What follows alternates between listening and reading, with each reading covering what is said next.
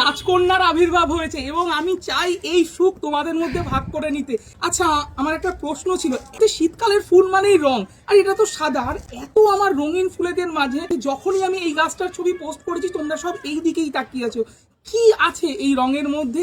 আমি সত্যিকারের মানে এই প্রশ্ন আমার মাথায় সব সময় খেলে যে রঙিন এবং সাদার মধ্যে বেসিক কি ডিফারেন্ট? কেন সবাই বলে যে সাদা সামনে সবাই তখন পিছে চলে যায়?